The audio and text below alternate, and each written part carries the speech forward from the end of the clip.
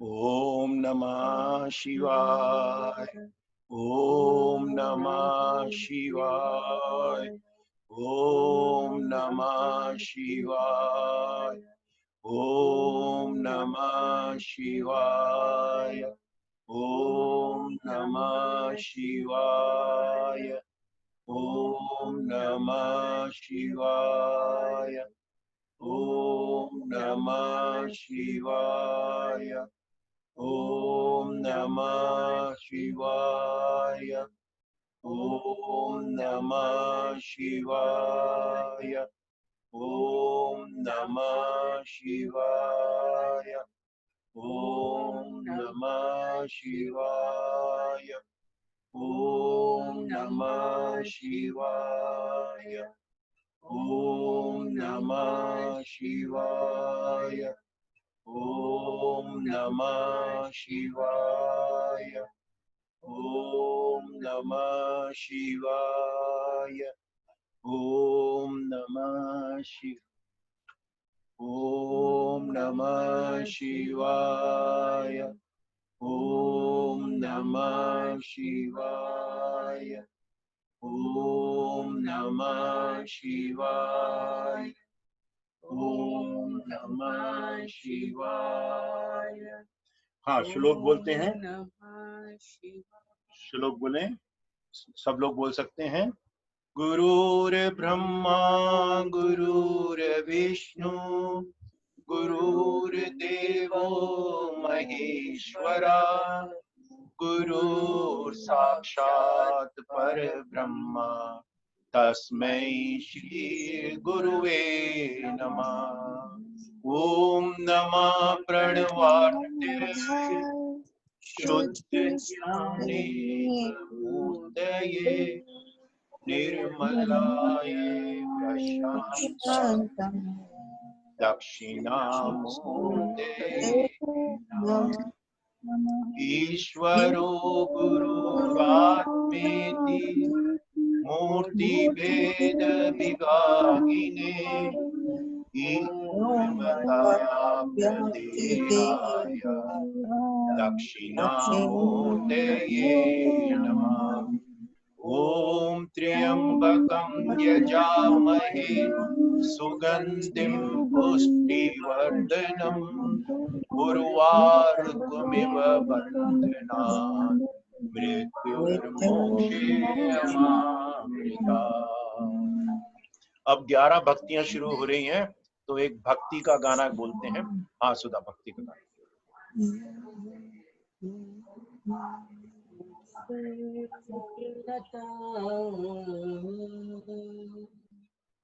गुरुदेव तुम्हें देखूं मधुबन की लताओं में, गुरुदेव तुम्हें देखूं काली घटाओं में, गुरुदेव तुम्हें देखूं, गुरुदेव तुम्हें देखूं, गुरुदेव तुम्हें देखूं, गुरुदेव तुम्हें देखूं, गुरुदेव तुम्हें देखूं काली घटाओं में, गुरुदेव तुम्हें देखूं। गंगा का किनारा हो उसमें चंचल सी धारा हो, गंगा का किनारा हो उसमें चंचल सी धारा हो, रस रचाते हुए गुरुदेव तुम्हें देखूं, रचाते हुए गुरुदेव तुम्हें देखो। मधुबन लताओं में गुरुदेव तुम्हें देखो। गाँव की गलियों में इन फूल और कलियों में इन इन गाँव की गलियों में इन फूलों की कलियों में इन मस्त फिजाओं में गुरुदेव तुम्हें देखो। इन मस्त फिजाओं में गुरुदेव तुम्हें देखो। मधुबन लताओं में गुरुदेव तुम्हें देखो। सत्संग का नजारा हो और भक्तों का मेला हो। सत्संग का नजारा हो और भक्तों का मेला हो। वहाँ ज्ञान लुटाते हुए गुरुदेव तुम्हें देखो। वहाँ ज्ञान लुटाते हुए गुरुदेव तुम्हें देखो। गुरुदेव तुम्हें देखो। गुरुदेव तुम्हें देखो। मधुबन की लताओं में गुरुदेव तुम्हें देखो। कल गुरुजी ने जो बोला ना, ये पूरे इस भजन में पूरा प्रदर्शित हो रहा है। क्या 79 श्लोक में गुरुजी ने यही बोला, कल 79 द्वारा से बोला उन्होंने, सर्वदा सर्व भावे निश्चते भगवाने भजनीय। हर भाव में, हर चीज में जो भाव होता है बस उसी को देखते हैं। पेड़ में, पत्तों में, फूल में, फल में, सब जगह प्रकृति में जब हम उसी को देखते हैं तो माली आता है पेड़ के पास, तो माली को, पेड़ को पता होता है ये मेरे को पानी देने आ रहा है, ये मेरे को घास देने आ रहा है। कोई कुदाली लेकर आता है तो पेड़ को पता होता है ये मेरे को काटने आ रहा है। पेट में, पेड़ में भी भावनाएं हैं, पानी में तो भावनाएं हैं ही।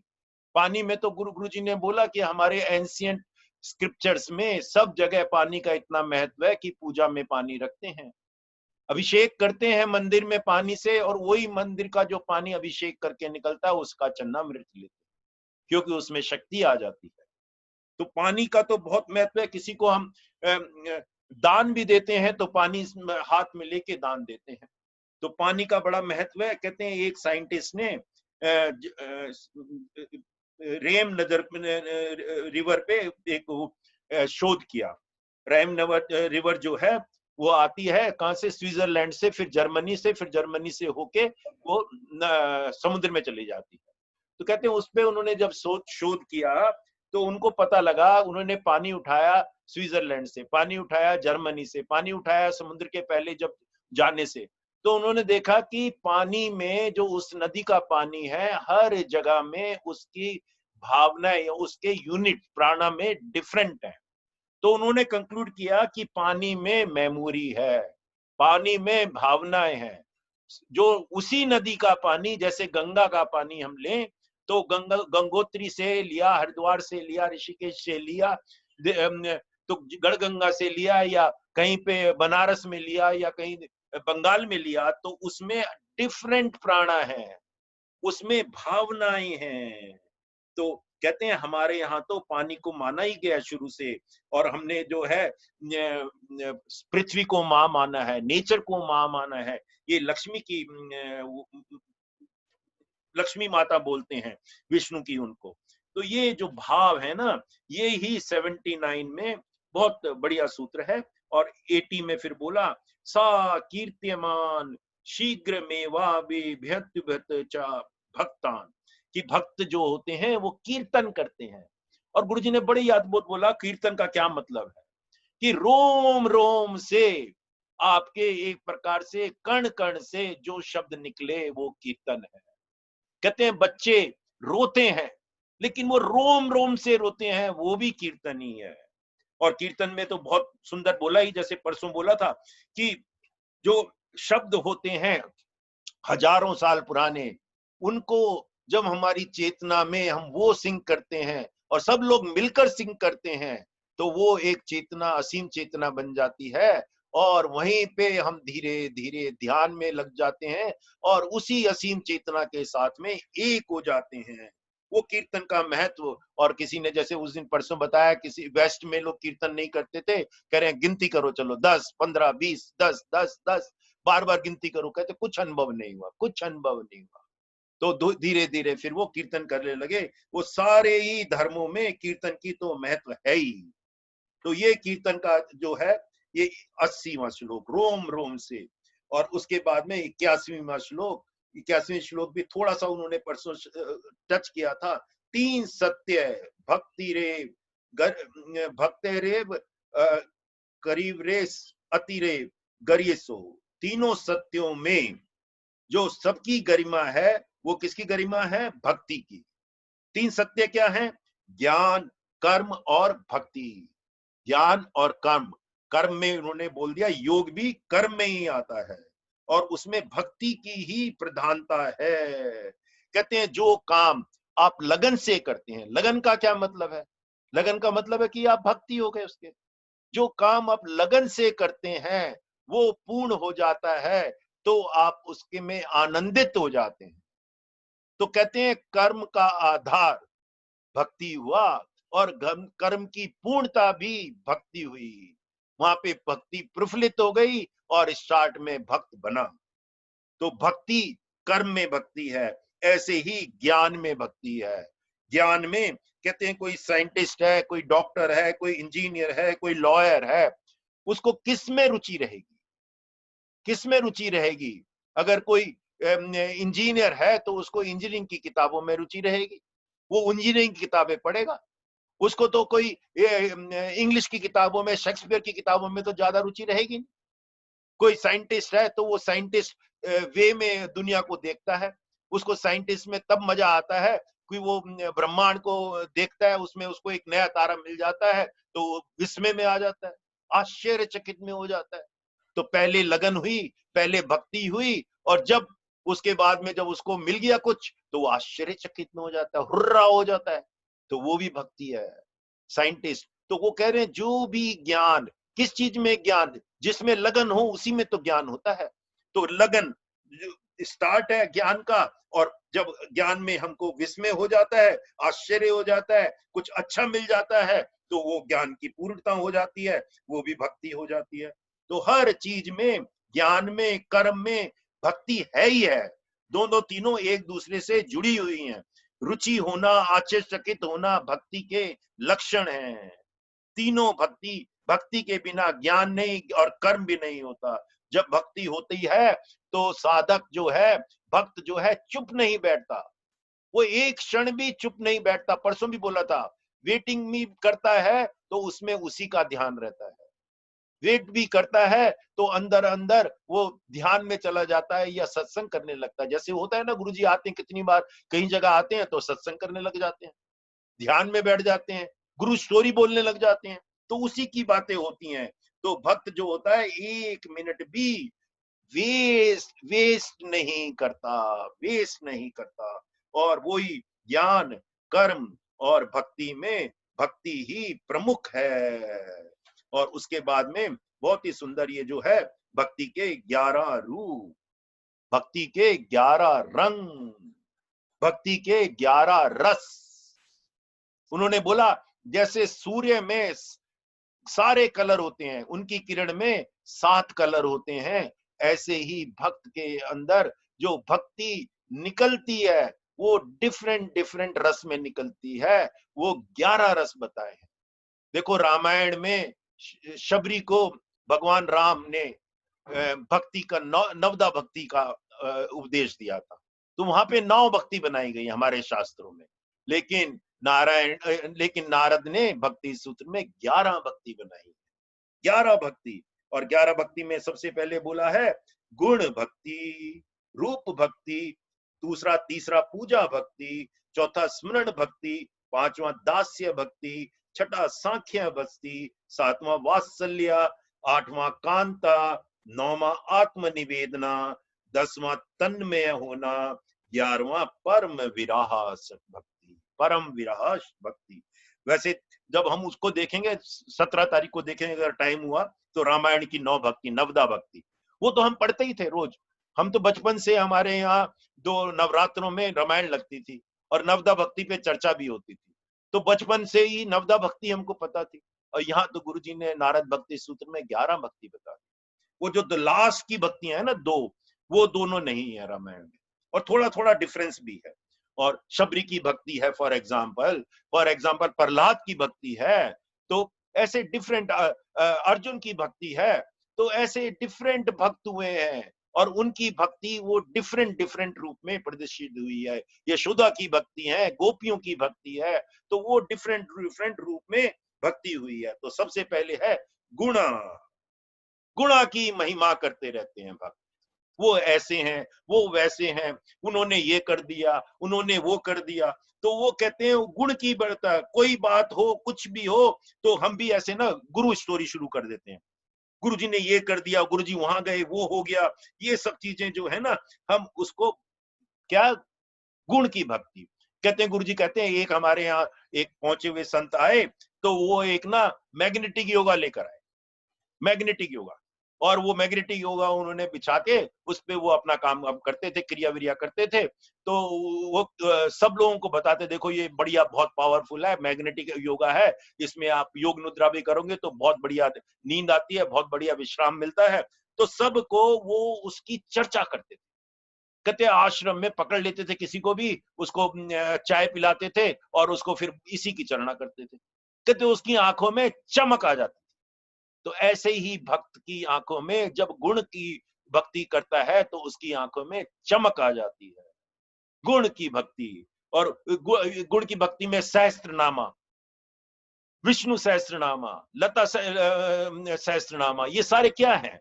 सारे उनके गुणगान, उनके रूप के गुणगान है। वो रूप भक्ति भी आएगी तो गुणगान, तो गुणगान जो है वो एक भक्ति का ही वो है। फिर उन्होंने बोला कि हमारा जब गुरुजी उनके महर्षि के साथ में थे, तो उनके साथ में एक ऋषि हुए प्रभाकर, उनके सहयोगी।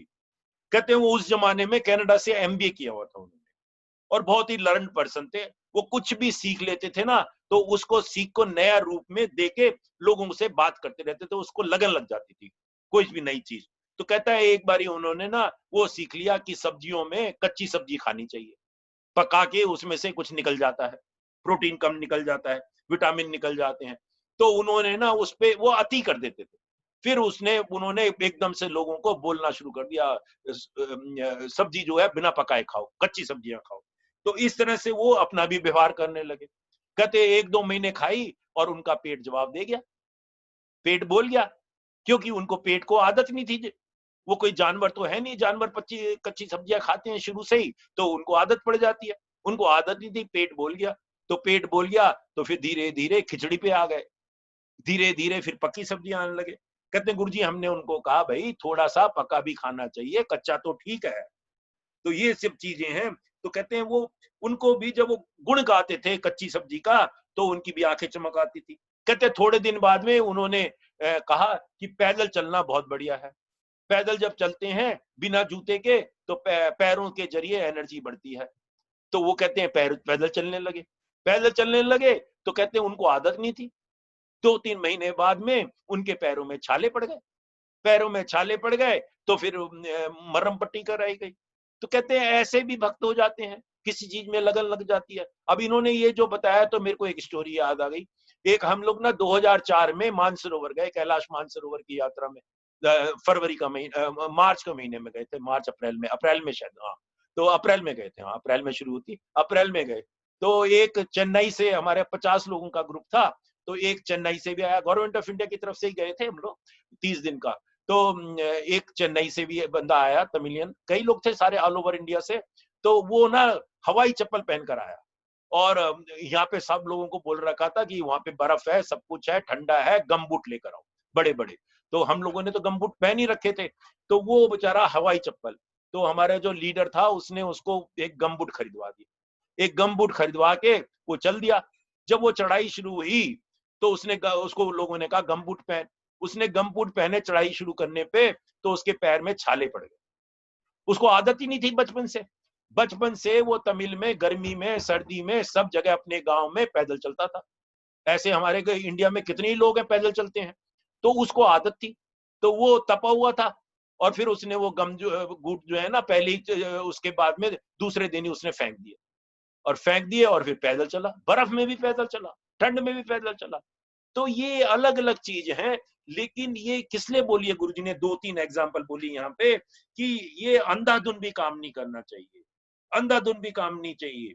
तो ये भक्ति में अच्छा है कि आप उसको भक्त हो के किसी चीज पे लग जाए, लगन लग जाए। लेकिन किसकी लगन लगी हुई है, कहीं गलत तो नहीं फंस गए।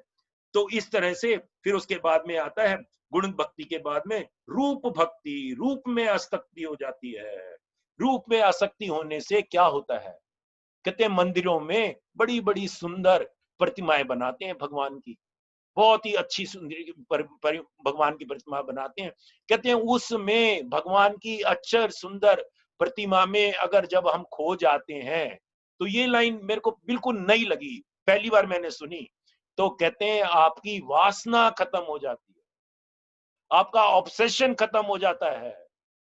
तो मंदिर में रूप को निहारो, मंदिर में मूर्ति के रूप को निहारते हैं, उसके श्रृंगार को निहारते हैं, उसके वस्त्र को निहारते हैं, तो आपकी अननोइंगली आपकी वासनाएं खत्म हो जाती हैं। फिर कहते हैं इसी तरह से कामाक्षी मंदिर है, कामाक्षी मंदिर में तो कहते हैं वो काली का मंदिर है, उसमें भयानक रूप बने हुए हैं, रौद्र रूप बने हुए हैं। तो कहते हैं रौद्र रूप को निहारते हैं, काली को निहारते हैं, तो आपके वो एंगर खत्म हो जाते हैं, एंगर खत्म हो जाते हैं। और कहते हैं जब ये हम रूप को निहारते हैं, और कोई जैसे हनुमान को निहारता है, हनुमान के साथ में एक होता है, तो उसका रूप भी हनुमान जैसा हो जाता है थोड़े दिनों में। जो काली के साथ में रहता है वो काली का रूप बन जाता है उसका। तो इस तरह से भक्त भी उसमें रूप बना लेते हैं, उसी तरह के हो जाते हैं।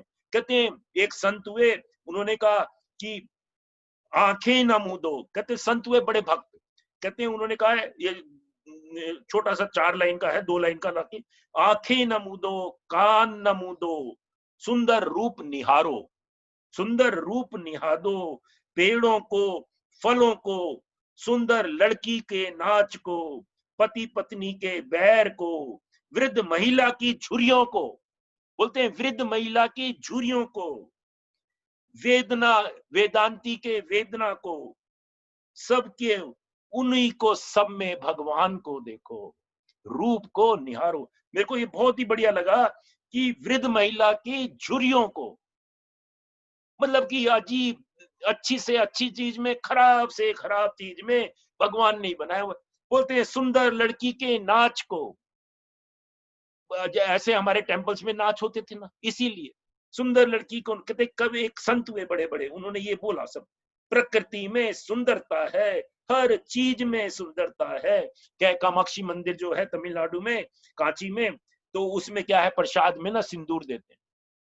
कहते मंदिर में सब लोग पूजा करती हैं, लेडीज ज्यादा आती हैं और वो मांगती हैं, प्रसाद देती हैं और मांगती हैं। कहते फिर मंदिर के बाहर जाके देवी के सामने नहीं देते, उसके बाद में उनको सगुण से निगुण रूप में लाके फिर उसको वो सिंदूर देते हैं। तो अरूप से, रूप से अरूप, तो निराकार, वो कहते हैं मंदिर रूप में ही जब बस जाते हैं तो निराकार में आ जाते हैं। फिर उन्होंने द्वारा तिरुपति की और वैष्णो देवी की एग्जाम्पल दी कि बड़ी कठिन यात्रा करके बड़ी लाइन में लग के आप जाते हो और जब मूर्ति के सामने पहुंचते हो तो आंखें बंद हो जाती हैं, क्योंकि भगवान तो आपके अंदर ही है। आप उसके संग हो जाते हो, उस रूप को निहारते निहारते उसके संग हो जाते हो। कहते हैं बच्चों में दादी माँ है, पोती है, नाती है, उनमें क्या करती हैं, उनके रूप को निहारती रहती है, उनके रूप का गुणगान करती रहती हैं। बच्चों के अगर मिले ना तो उनके चित्र को देख के ही भावुक हो जाती हैं।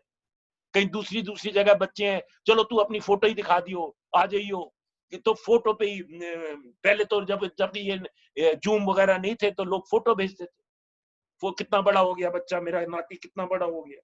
तो ऐसे ही कहते हैं। और एक शिल्पकार होता है, कहते हैं उसमें कल उन्होंने इंग्लिश के उसमें बोला, हिंदी के में तो नहीं बोला, इंग्लिश में बोला। वो जो बड़ा फेमस शिल्पकार हुआ है ना, कौन सा नाम है उसका, माइकल एंजिलो, माइकल एंजिलो ने बहुत शिल्पकारी करी है, पर्टिकुलरली इटली में तो बहुत फेमस है। इटली में तो संगमरमर के बहुत ज्यादा उसने इतने बढ़िया है। इटली जाओ तो इटली में तो वही दिखते हैं हर जगह, चर्च के बाहर कब जगह। तो वो माइकल एंजिलो की फेमस वहां पे स्कल्पचर्स हैं।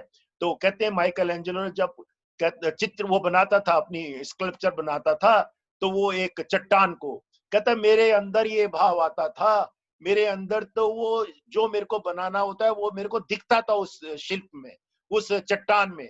मैं तो खाली बाकी चीजें हटा देता था उस चट्टान में, वो तो जो मेरे को बनाना होता है वो तो मौजूद ही होता है, खाली बाकी चीजें मैं झाड़ देता हूँ। ऐसे ही चित्रकार है, चित्रकार अंदर से ही उसके भाव उठता है और नया चित्र बना देता है और उसी में लीन हो जाता है। शिल्पकार है, चित्रकार है, गायक है, अंदर से ही गायन आता है।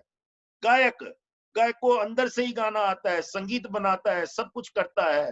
तो सब में ये क्या है, ये कुछ नहीं बस रूप के साथ एक हो जाना है, वही भक्ति है। और फिर उसके बाद बोला गुरुजी ने, पूजा शक्ति।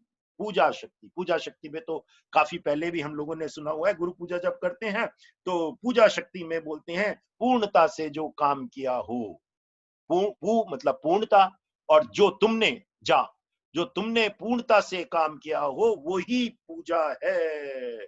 ईश्वर ने हमको सब कुछ दिया है और पूजा में हम वो ही सब कुछ समर्पण कर देते हैं ईश्वर के चरणों में, गुरु के चरणों में।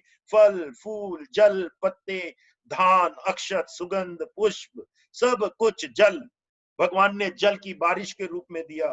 पूजा में हम जल जरूर चढ़ाते हैं, आरती करते हैं, भगवान ने सूर्य चंद्रमा तारों से हमारी आरती करते रहते हैं। हम धूप अगरबत्ती दिए से उसकी आरती करते रहते हैं। कहते हैं जैसे बच्चे होते हैं ना, डॉक्टर का खेल करते हैं और उसके साथ में दादी नानी बैठी हो तो वो मजा लेती रहती है।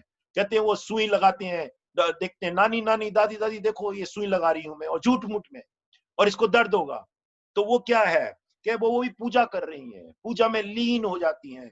तो इसी तरह से कि पूजा जो है ना पूर्णता है, वो सबका आधार है। कहते पूजा जरूर करनी चाहिए। शंकराचार्य ने बोला कि पूजा नहीं करनी चाहिए, कि वो निगुण को मानते थे। तो उन्होंने क्यों बोला, गुरुजी ने बोला उन्होंने क्यों बोला, कहते हैं इतना अंधविश्वास हो गया था, लोग डर कर पूजा करने लगे, लोग भय से पूजा करते थे, लोग मांगने के लिए पूजा करते थे। कहते हैं वो पूजा नहीं है। इसीलिए शंकराचार्य ने निगुण की पूजा करी और उन्होंने कहा शिव तुम मेरी आत्मा हो, बुद्धि बुद्धि मेरी भगवती है, जो खाता पीता मैं हूं वो तुम ही हो, तुम ही मेरे प्राण हो, मैं तुमसे अलग नहीं हूं। तो उन्होंने अपने ऊपर ही पूजा कर ली।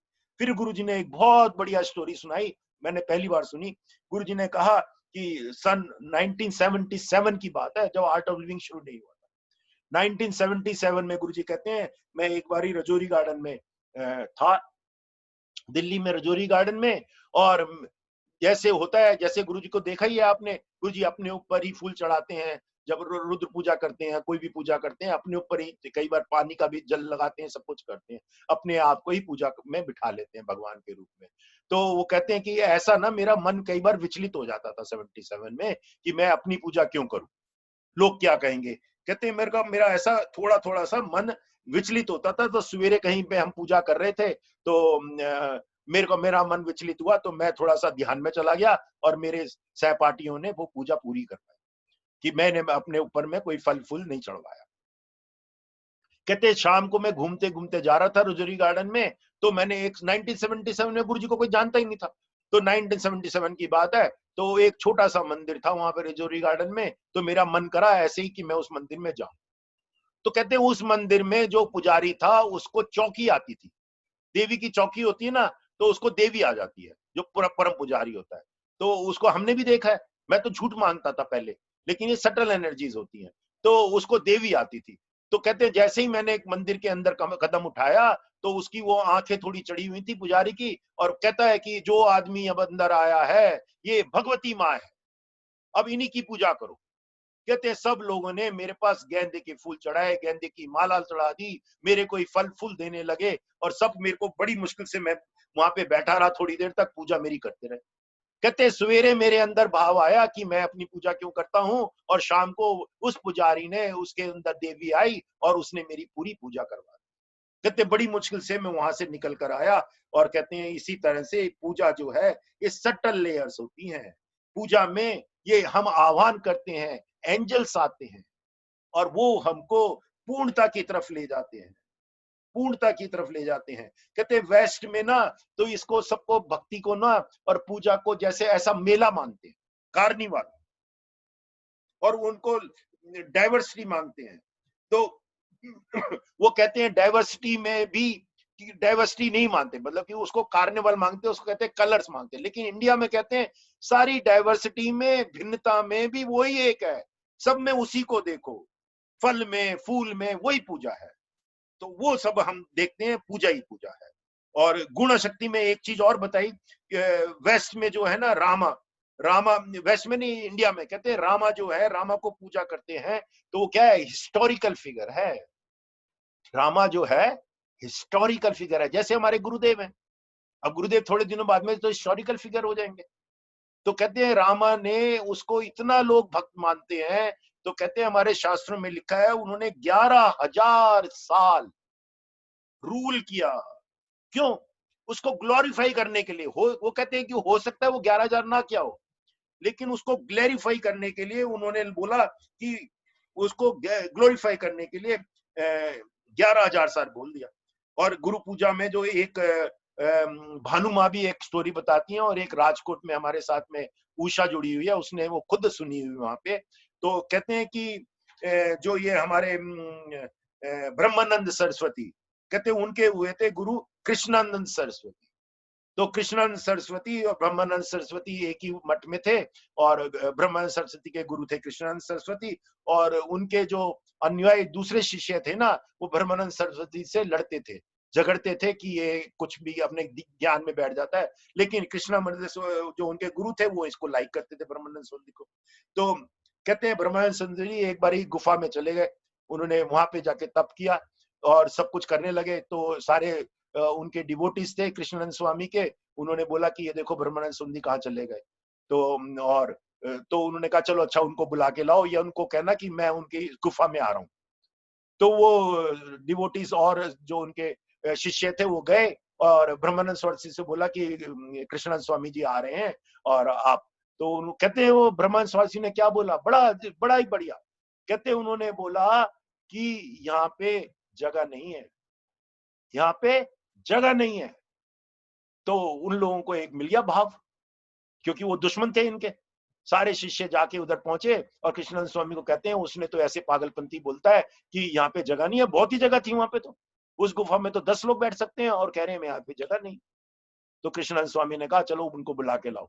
तो वो आए, तो उन्होंने कहा भाई तुमने ऐसा कहा। कहते हैं मैं तो हर जगह में आपके साथ हो गया हूं, मेरे पास में और कोई जगह ही नहीं है, और कोई दूसरा ही नहीं है, आप ही हो, तो आप कहां बैठोगे और।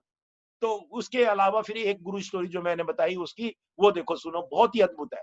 कहते हैं वो राजकोट में एक महिला मिली गुरुजी को। गुरुजी को राजकोट में एक महिला मिली और वो वृद्ध महिला थी और गुरुजी से मिलकर भाव विभोर हो गई। भाव विभोर हो गए और गुरुजी को पुष्प दिया, ये दिया, वो दिया। तो कहते हैं गुरुजी ने उसको कहा, तू माखन और मिश्री नहीं लाई। गुरुजी ने कहा कि तू माखन और मिश्री नहीं लाई। कहते हैं उस बुढ़िया को ना अपना पुराना जन्म याद आ। ब्रह्मानंद सरस्वती 250 साल पहले हुए और ये अभी और 20-25 साल की बात होगी पुरानी। तो 250 साल पहले वो हुए, मतलब समझ लो 270 साल 80 साल।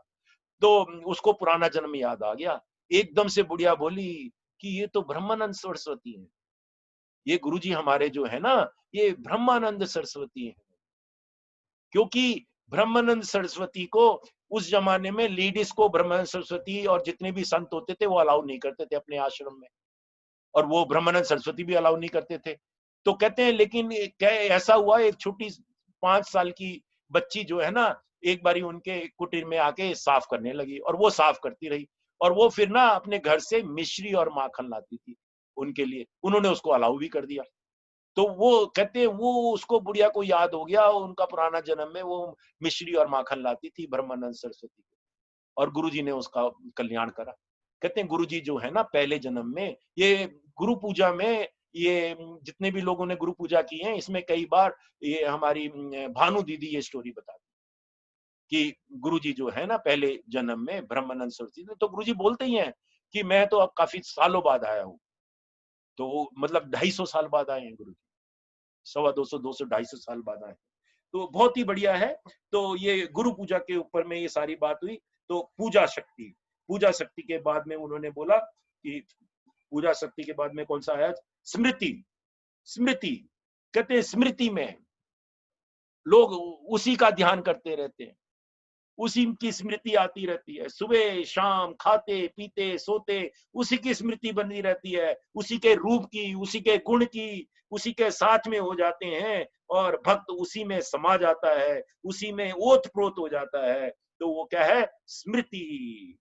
और लास्ट में दास्य भाव, उसमें बोला नहीं, वो आज बोलेंगे। तो 4 उन्होंने जो है ना 4 भक्ति के रस हमको दिखाए 11 में से कल, गुण, रूप, पूजा और स्मरण शक्ति।